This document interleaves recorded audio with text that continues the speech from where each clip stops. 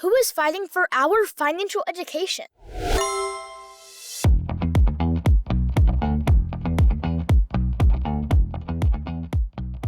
Hey Cash Kids, and welcome back to Episode 7, Season 2 of the Cash Kid Podcast.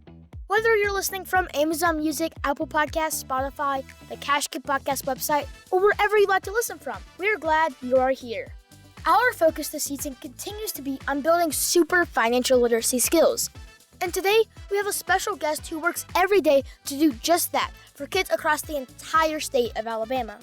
There are organizations across the U.S. who are seeking funding and fighting for legislative measures to be taken to make financial education an educational requirement because of the impact it can have on our economy.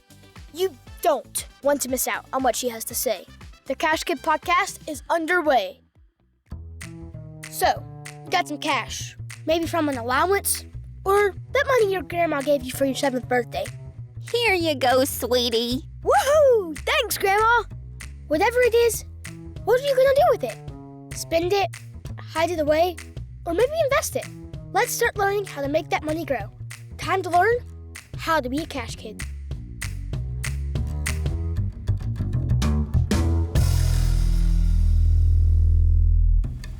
Who is advocating for us kids to have better financial education at a younger age? How can real-world events impact our investments? And why should we understand that? At what age can kids start learning about the stock market? Joining me today is Mrs. Wanda McAbee, who is Executive Director of the Alabama Council on Economic Education. Mrs. McAbee is a little like me. She was introduced to the stock market game, which we discussed in Season 1, Episode 8.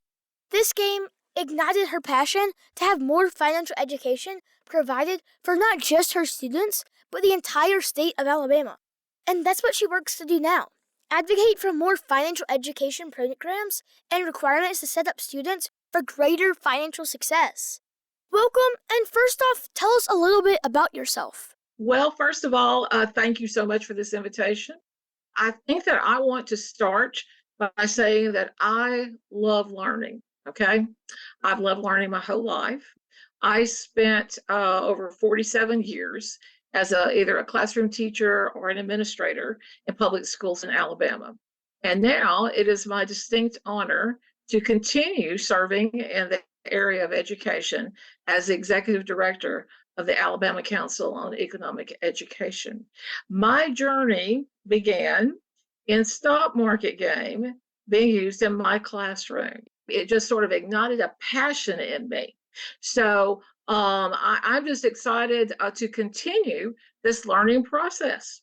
So, what does the Alabama Council on Economic Education do? Okay, well, we are a nonprofit organization, and our purpose and mission is to provide economic and financial education in Alabama by providing professional development and curriculum resources to teachers throughout the state at no cost to them. And then through this work that we do with teachers, we have the opportunity to impact students. So that's our mission, working with teachers to help them equip their students to have a better financial future and an understanding of the decision-making process to become good, informed citizens in our society. Yeah, why was an organization like this formed, and how does it help support schools? Okay, so this organization was founded in 1969, and we're very thankful for the group of individuals that saw a need in the state of Alabama to have another way that students and teachers could be impacted. We keep up with our data on a 2-year time frame. And so over the past 2 years, we've impacted over 179,000 students, and we have had an involvement with teachers or students in over 70% of the school systems in Alabama. So our goal is to make it 100%. We want every school system, public and private, involved. So what impact do you feel these programs have had on school systems in our state? We are continuing to offer a variety of programs. I mentioned that we do professional development for teachers. A lot of teachers were like me when I first started stock market game. I had no investment background. In fact, if you said the word economics, I probably would roll my eyes and say, oh, how boring is that? I don't want to do that.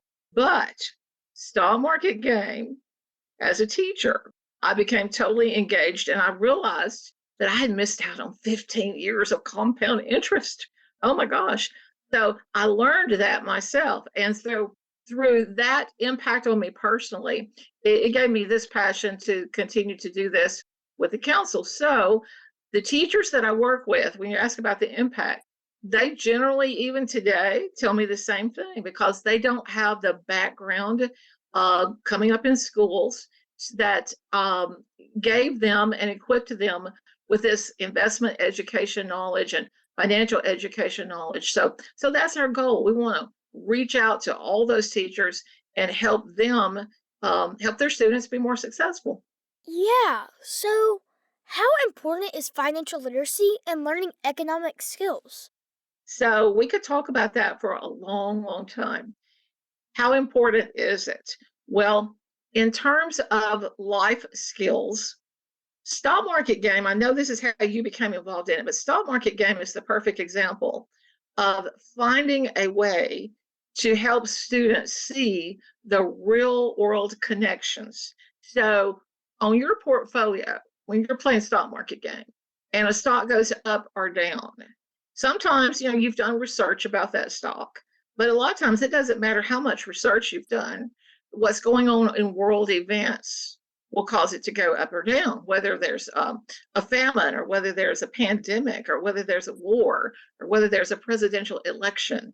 And so we see those real world connections. So it's very important that students gain the knowledge and are equipped with the skills to look at situations, to make decisions, to see those real world connections, because that is what's going to impact them in their future as adults and being productive members of society. So we think that that's one of the biggest reasons is just it helps not just in the financial future, but just learning how to make those informed decision-making skills.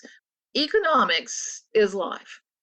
When you stop and you think about the decisions that you make, everything that you make comes back to economics. It comes back to scarcity. Scarcity is the driving force for everything.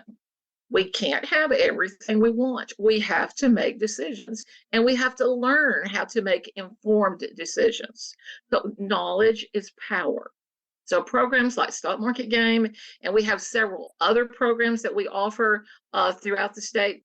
Those are designed to help students learn to see decisions, make informed decisions, and see how that impacts their life.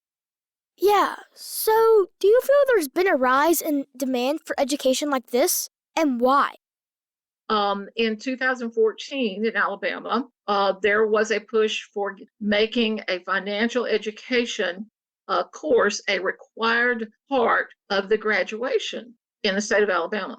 At that time in 2014, only 5 states required a graduation course in financial education to be part of the curriculum. Only 5 states. Now, I just looked up these numbers today. There are 30 states that now have that as a graduation requirement.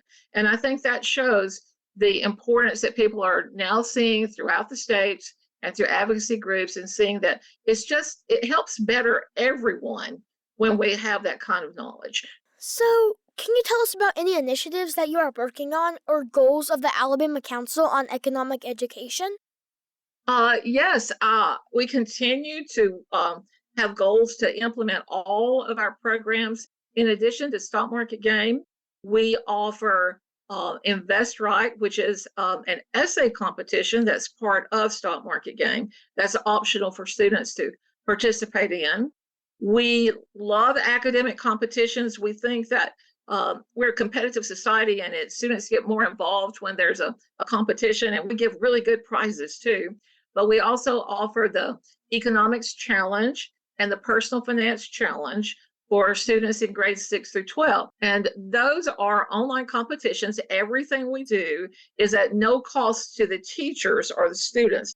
So we have these 2 online competitions where students form teams and they take online tests, and the top teams at the high school level are invited to a state championship.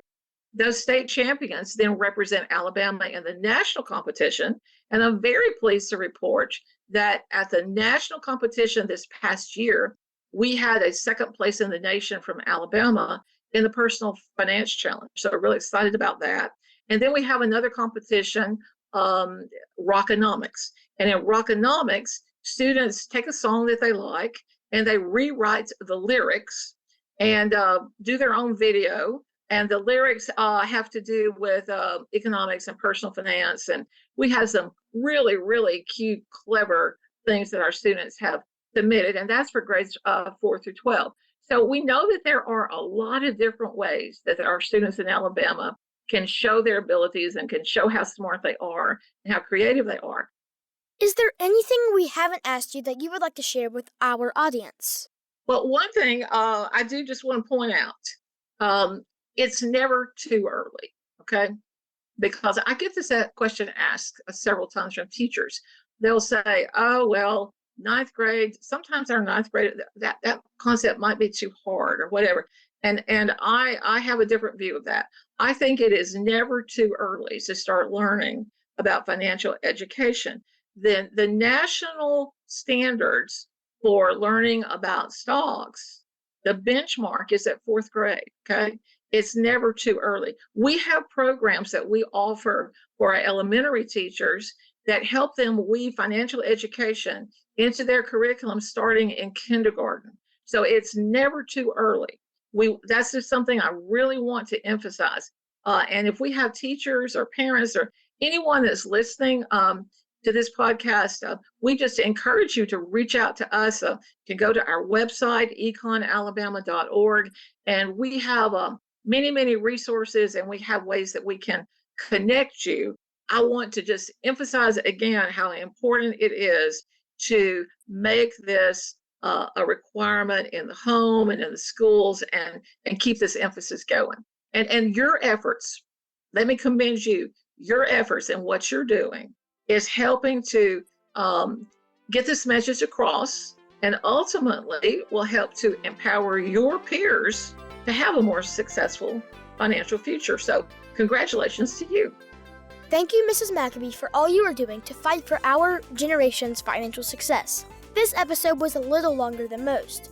But whether you are a fellow Cash Kid, parent, teacher, educator, or grandparent listening, I felt it worthy to hear it's never too early. If there's not enough education options in your schools, get involved and seek to have more added. Cash Kids, we have more terms, discussions, and skills to learn.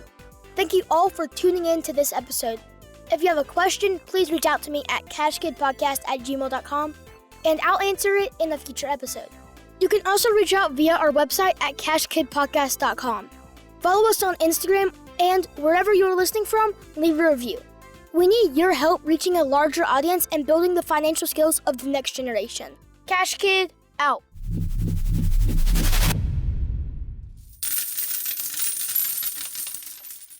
The information presented represents the views and opinions of the guest. This podcast does not intend to provide personal investment advice. This content has been made for informational and educational purposes only. To make a full and informed investment decision, we advise you to speak with a financial advisor. And for kids, definitely your parents first before investing.